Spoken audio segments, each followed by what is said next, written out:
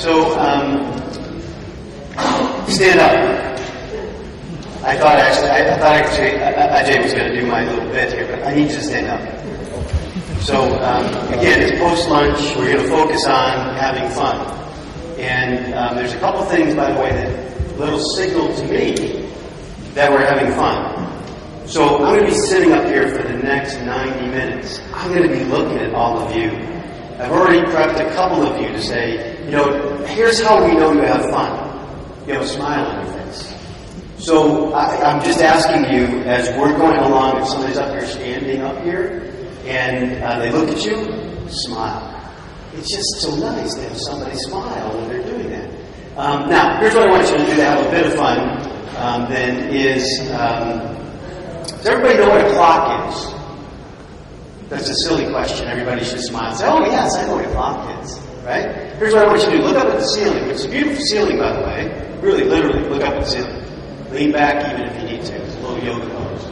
And then what I want you to do is take your arm and think about the fact that there's a clock on the ceiling. Alright? It's a big clock, by the way. Sorry. So what I want you to do is to trace the way that the hands of the clock move. I want to make sure when I'm looking up, I don't step off the stage. And what I want you to do is go like this, the way that the hands of the clock move. Keep going. No, you got to do this. I'm looking at you. Nobody's doing this. Do this. And don't do the little finger. I want the whole arm to go with you. Okay? So as you're doing this, now what I want you to do, take a quick look at me, but I want you to bring it down, keeping the rotation the same, and stop right in front of your chin. Right in front of your chin. Now what I want you to do is to bring it down below your chin, and I've got a question for you. By the way, I've just done this with probably 1,000 people in the last 6 months. So I'm testing you to see if you get it right. Which way is your hand moving? Which way is it going? What? Counterclockwise or anti-clockwise, right? I just told you guys. First of all, smile. Let's do it again. I just told you guys. I just did this with 1,000 people. There's a little bit of a test as you get going. So look up at the ceiling. There's a big clock on the ceiling. Go around. The way the clock moves, use the whole arm. Don't do the finger. That's cheating. You got to use the whole arm. Now bring it down in front of your chin. Look at me. Just take a quick peek at me, but keep your arm going the same way. And bring it down below your chin. Which way is it going? Anti-clockwise. Why? Why is it going anti-clockwise?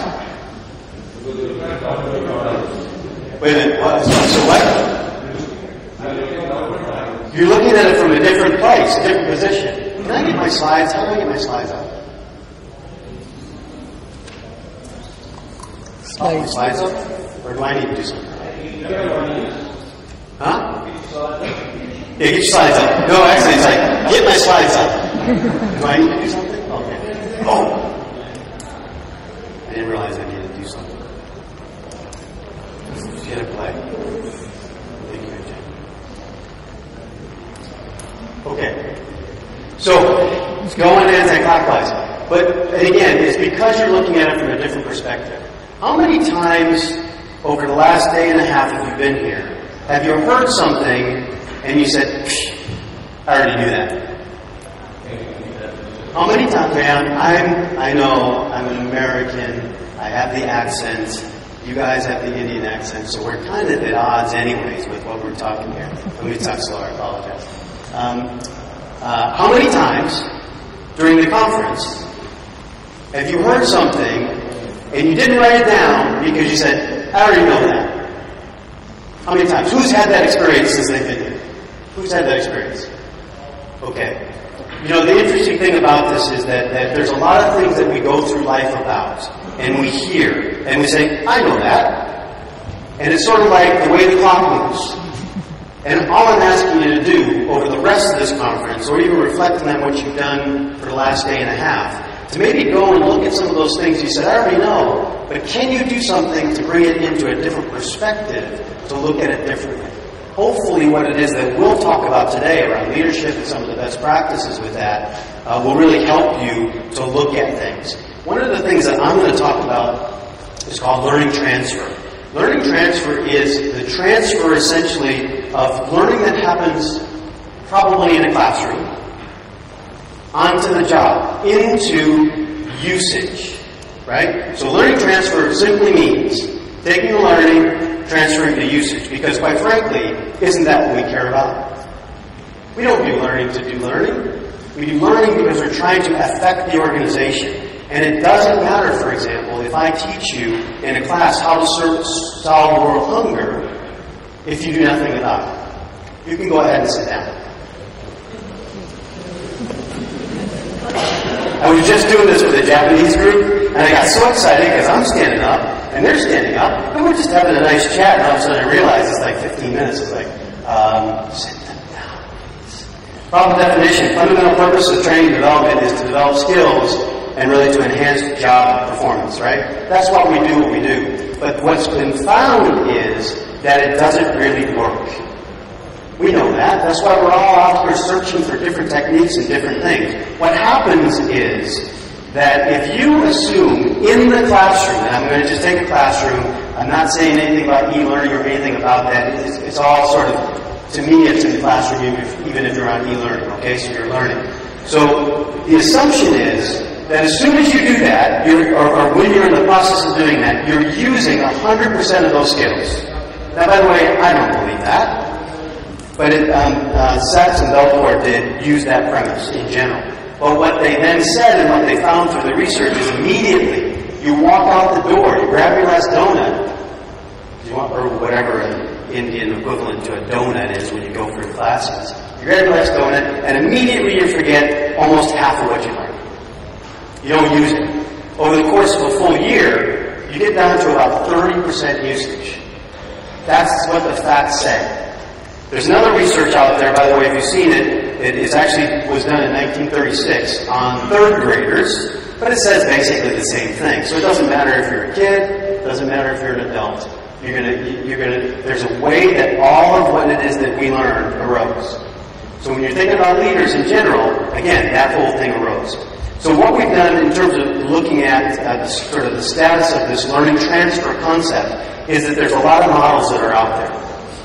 It's just not really well researched. There's a lot of people use their gut in terms of thinking, this is a good reinforcement, this is a good follow-up, this is a good practice for what it is that I should do, and I've got success. Over the course of the last day and a half, you've probably seen a lot of that. I'm not minimizing that. In fact, if you find a pattern for success, gosh, replicate it. But in general, there's no real answer that's been really researched. And so what we did was, Wilson Learning looked at about 3,000 articles around the world. And what we identified, we were looking for situations where there was a control and a experimental group. And because we wanted to see where there was actually indication of a change, indication of learning transfer. And what we found was that there's actually 11 factors. And they're focused on learner readiness, on learning transfer design, and on organizational alignment. Let me go through those relatively quickly just to show you what it looks like. But what we find is that if you focus on all 11 of these, you can gain about 180% increase in learning transfer. Again, that's what we're trying to do. Turn your learning into usage. Now, when we talk about learner readiness, what we identified was 4 specific areas. The motivation to learn, intent to use, clear goal alignment, and self-efficacy. That's just a fancy way to say you help people believe that they can learn. And what this will show you, and I'll go through each one of these after this relatively quickly, the blue line indicates of the research that we found, sort of the top and the bottom, and then the red is obviously the average. So what it's saying is, for example, if you pay attention to ensuring that before learning, you motivate the learner to learn, you're going to have about a 21% increase in learning transfer. That's simple. That's a simple thing to do. Now, when you look at the next one, in terms of ensuring that the learning supports the transfer, that's actually the transfer design. So much focus has been put on this. There's so much emphasis about talking about the learning design and what you need to do.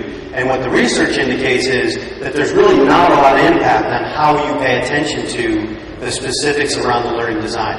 Everybody has that basically. So it's not like there's any rocket science there. Everybody is creating the experience in the learning environment that's effective. That's basically what that's saying. And then the third area, which is critically and the most important area, is around organizational alignment. And specifically, you're looking at manager coaching, peer support, the job connection, and learning culture. The one that we found that had the greatest impact was actually tied to the manager. Okay, I'll show you that in just a second in terms of where you're going to have the greatest impact. Peer-to-peer is the second one. But we had a specific example where we actually implemented a system following on to learning alone. And what we found was that in terms of skill as well as in performance, there was a clear indication of increase of skill that was assessed by the learner, and then a clear indication of increase of performance that was assessed by the leader in general. And so, I have too many bullets here. One of the things I promised a couple people before, as I was sort of milling around, is that I'll give you something that you can make a difference today. If we're talking about leadership development, quite frankly, a simple thing you can do is ensure that whatever you have, that the leader of that target person, so whoever you're trying to develop leadership for, you enable them with their leader to be involved. And what the research has indicated is that if the leader actually just says, I want you to go to the class, seriously, it's as simple as that, there's actually a 10% increase in learning transfer. But if the leader of that specific learner is in fact coached on the content and is actively coaching it, there's up to about a 42% increase in learning transfer. So if you're doing anything in leadership development, you've got to include the leader of that leader. It's absolutely the single most critical thing that you can do to enable that in general. So ultimately, and what I wanted to do again was lay out the framework of these elements, and that my colleagues then are going to begin to talk about some of the specific things they're doing. And what I want you to do is look at where do those fit in those three elements in general. And in those, again, it's the preparation, it's the learning transfer design, and then the most critical is the organizational alignment. And so we'll hear some of those specific examples. But ultimately, if you take that Sachs and Belcourt research that I showed before, what the research now is indicating, if you then pay attention to the organizational alignment, you increase it with ensuring that the learner's ready, and then finally pay attention to transfer design. After a year, instead of 30% usage, and that's the most critical component, after 30% usage, you can get up to almost about 68% in terms of usage after. That's almost double, and that's what we're all looking for in this process. The one thing that we do find is that everything I just showed, when I showed you the previous slide, every one of you probably said, I knew that. Oh, I've seen that. I've heard somebody at this conference talk about that. The one thing that I'm trying to add to what it is that you're thinking about is that the application of all of these 11 elements are unique to your own organization. They're specific to your own organization. No model that another organization is using is going to be impactful for you. But by using then the areas that have the greatest impact, you can then look and see, do I spend more time on ensuring that we have good design? Or do I spend more time ensuring the leaders are involved? Do I spend more time ensuring that there's peer-to-peer support that's happening? Which those two, by the way, give you about 25, and as I said before, 42% increase overall. And so ultimately, the framework gives you knowledge and numbers around what your gut already knows. So for all intents and purposes, it brings that perspective spiral, and it gives you the justification as you're trying to find some way to enable learning that you can say, I want to try these three things, and here's the research indicates that's out there that if I do these three things and really focus on it, that we can increase learning transfer, which is our ultimate goal. So I think I'm about at my 12 minutes anyways. I haven't gotten the hook yet anyways, but I'll give you back your time. We're in the booth, by the way, if you want to stop over after, we can talk about that. And there is a research paper if anybody wants to get access to that. We're glad to give you that research. So thank you for my time.